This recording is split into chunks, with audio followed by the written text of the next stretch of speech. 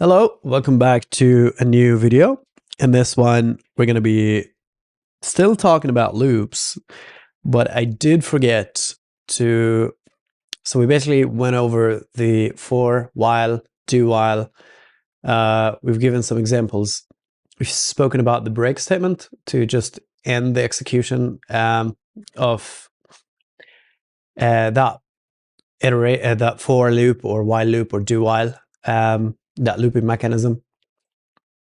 But I did not talk about the other way of sort of overriding the default behavior, which is the continue statement. So I have an example here that I'm going to paste.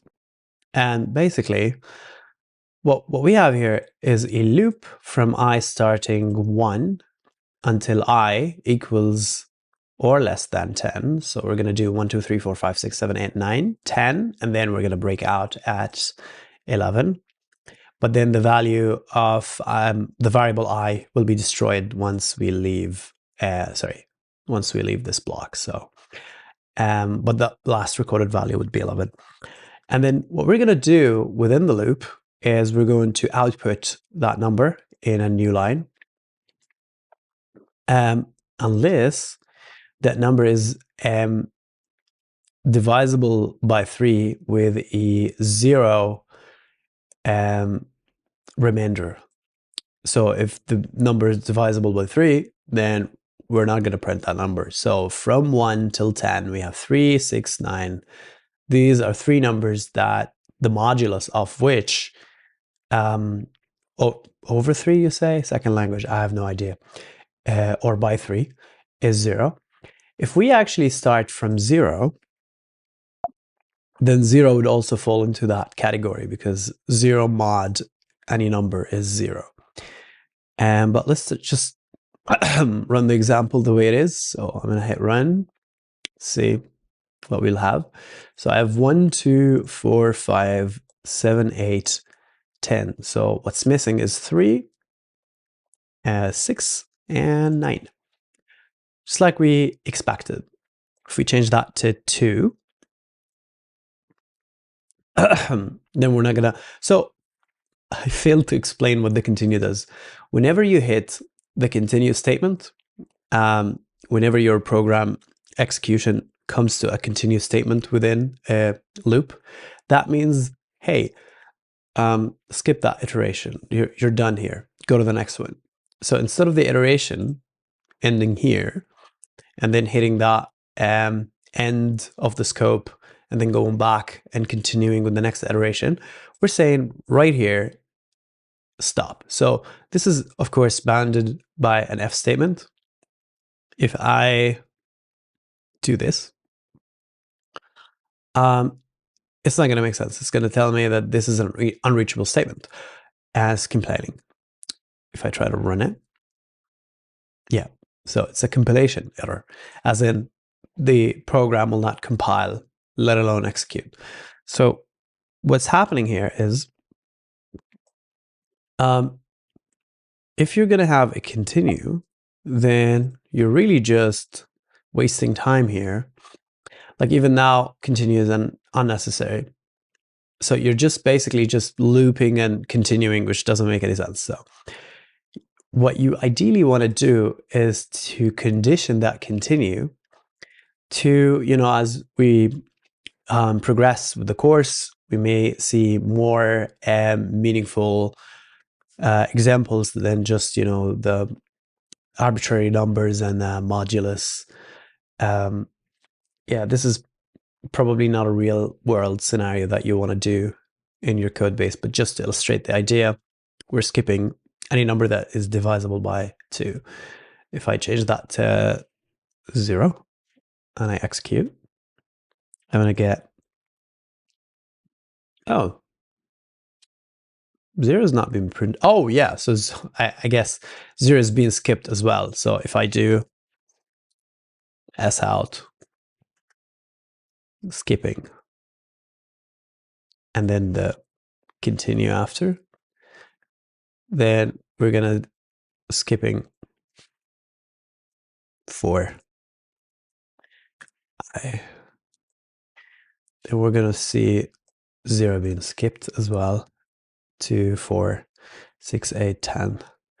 So I'm going to show you a bit of a more kind of like,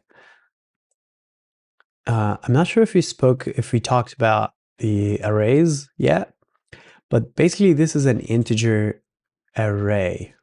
So you know how you define an integer, you go int I equals 10.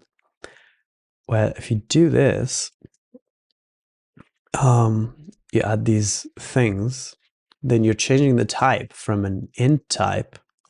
That's weird. The keyboard is funny. If you're changing, I'm trying to highlight, if you're changing the type from just int to int with those brackets, then you're basically saying this is an array, a contiguous array in memory. So what the correct way to define it is to have those sort of brackets here, rectangles, and then the curly braces here. And that's one way of defining an array. And in here we have the elements. So all these elements must be of the type. I'm kind of sick today, sorry. Int. And then you go int index equals 0, which is the looping variable that we're going to be using. And then while index is less than inputs, which is this guy, dot length. So let me just debug and have a breakpoint here just to show you how this inputs array looks like. So this is how it looks like in memory. You can inspect the elements. So element at index 0, which is like the first position, the first element starting from 0, is 1. And then the second element, which has an index of 1, is -1. And so on and so forth. So the last element has an index 6, but it's the 7th element. And it's got a value of 4. And then you see there is like an inputs.length, which is like a property that you can access, and which is what we're accessing here. Okay, while we're here, I'll debug again, and I want to show you. So if you go inputs, and then you access element 0, then that is the first element here. If you access element 5, and that's the element number 6, which is this one, -3. So 1, 2, 3, 4, 5, 6. If you access element number 7, index 7, that would be element number 8, which is like this array has only 7 elements. So if you access 6, we're going to get 4, as you see result here. If you access 7, you're going to get array out of bound exception, or index out of bound exception. Invalid array range 7 to 7. If you try to give it a -1, it doesn't work. So the index really is a positive number that falls within the array.length -1, like from 0 is the first index to the array.length -1, which is 6. So I could go and say array, apologies, inputs.length -1, and that's going to bring the last value, which is 7 -1, which is 6, pointing to a value of 4. Right. So what's going to happen here is, let's run the thing. So basically, we're not processing or printing, let's say. Let's not confuse anybody. We're not printing any value that is less than 0. But any value that is more than 0, we're going to print it. So as we see here, we're processing or printing 1, 2, 3, 4, right? So if the value is less than 0, i.e. if the value is negative, it's not going to be printed. I can flip that and make it greater, and then that will mean 0 and values less than 0 will be processed. So as you can see, the minus 1, minus 2, minus 3. If you change that to a 4, now notice that I had to have an index plus here regardless, because if I don't have this one here, I'm going to have an infinite loop, right?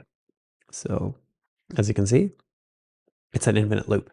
Why is that? Because you're continuing, but you're never updating the index, so that the index is stuck at 0, and then you go to the next one, the index is 0, the next one, and so on. Which if I flip this,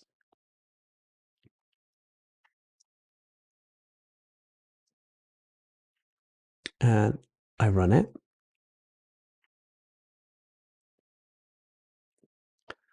so what happened is the first time, like at index 0, that was a positive number. If the number is less than 0, then continue. So this is false. So it's going to print it, and then it's going to index plus, which is going to make index 1. And then we're going to be stuck at this negative number because we're going to be stuck in this cycle. This is true, and minus 1 is less than 0, which will mean continue, and so on and so on. So you always need to make sure that you're updating your index or your iteration variable that you're using. Notice how we accessed the elements of the array using the inputs and then the bracket.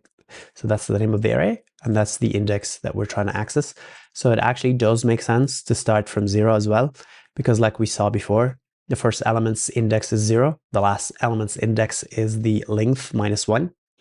So you want to iterate from 0 and then all the way to when index is less than inputs dot length, which is 7. So the last element that we're going to iterate, the last value of index in the last iteration before this becomes false, the value of index is going to be 6. Then it becomes 7. Then it becomes false, and then we break out of the while. And if you want to see the proof to that, I'll just end s out index here.